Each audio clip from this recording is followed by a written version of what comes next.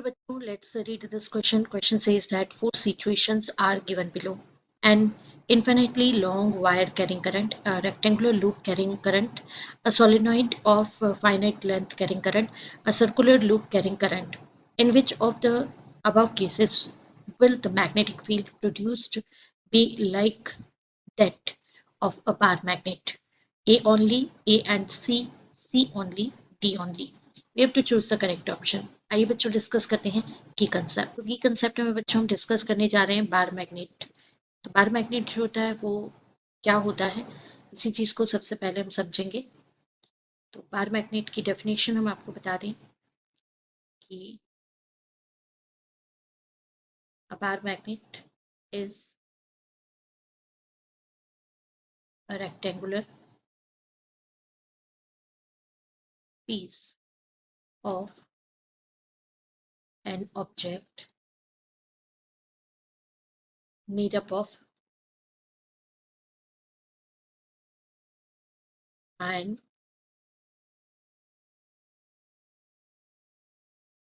having two poles, north and south. इस तरीके से नॉर्थ पोल और साउथ पोल ये दो पोल होते हैं। और अगर पैटर्न की बात करें तो इस तरीके से flux line, magnetic flux line bar magnet के आसपास हम ड्रॉ कर सकते हैं, जिनका डायरेक्शन N2S होगा। आइए अब देखते हैं सॉल्यूशन। देखिए बच्चों, यहाँ पर अलग अलग जो कैटेगरी के अलग अलग कैटेगरी के हमें लूप और स्ट्रक्चर दिए हुए हैं जिनमें करंट फ्लो हो रही है, उनकी बात की गई है। तो इससे सबसे पहले तो आपको ये बताना चाहेंगे कि अगर किसी लूप में, if you consider a loop, है ना, अगर हमने एक लूप कंसीडर किया और उस लूप में करंट जो है वो क्लॉकवाइज फ्लो हो रही है, इस तरीके से क्लॉकवाइज करंट फ्लो हो रही है,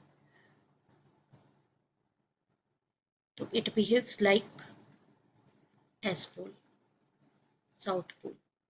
एंड सेकेंडली, अगर इसी तरीके से कोई लूप कंसीडर किया जाता है और उसमें करंट एंटी क्लॉकवाइज हो रही है, तो फिर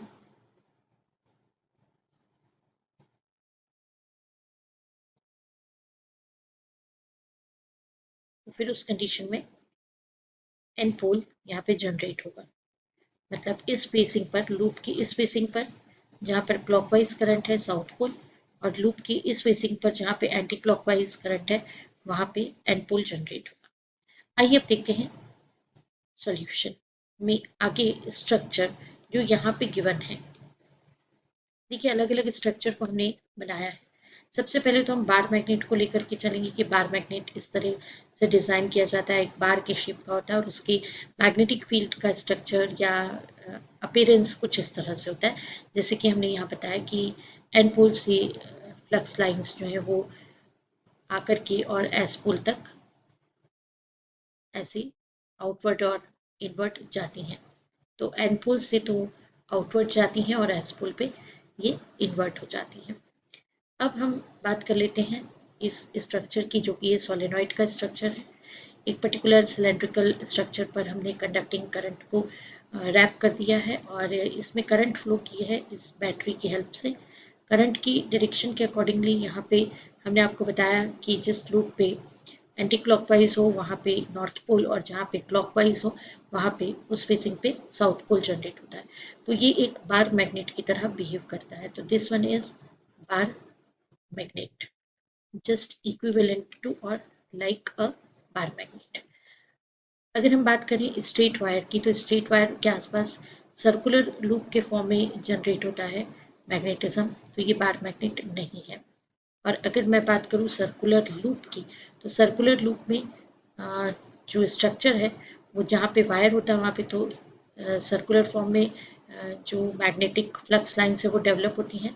एंड आफ्टर दैट इस तरीके से कर्व्ड मैग्नेटिक लाइन्स जो है वो डेवलप हो जाती हैं। तो ये कर्व्ड लाइन्स डेवलप होंगी, मैग्नेटिक लाइन्स। लेकिन सेंटर पॉइंट्स अगर हम देखें तो हमको एन और एस पोल बनते नजर आएंगे। तो ये एन पोल और एस पोल इस तरीके से बन जाएंगे, लेकिन it is not like a bar magnet, तो ये भी बार मैग्नेट की तरह बिहेव नहीं करता है। तो चलिए अब देखते हैं किस ऑप्शन को राइट ऑप्शन हम चूज करें। तो infinitely long wire carrying current, ये नहीं होगा। रेक्टेंगुलर लूप, हाँ रेक्टेंगुलर लूप की अगर हम बात करें तो रेक्टेंगुलर लूप कुछ इस तरीके से होता है, अगर हम यहाँ से करंट फ्लो करें तो इसके अपोजिट इस आर्म में जाएगा, जो कि एक दूसरे के मैग्नेटिज्म को कैंसिल करेगा। इसमें करंट इस तरीके से जाएगा तो इसके ठीक सामने वाली फेसिंग में करंट अपोजिट जाएगा, तो ये भी मैग्नेटिज्म को क्या कर देगा, इसके कैंसिल आउट कर देगा, इसलिए रेक्टेंगुलर लूप भी नहीं होगा।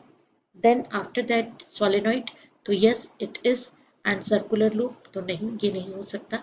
तो only option C is the right option. So answer is C.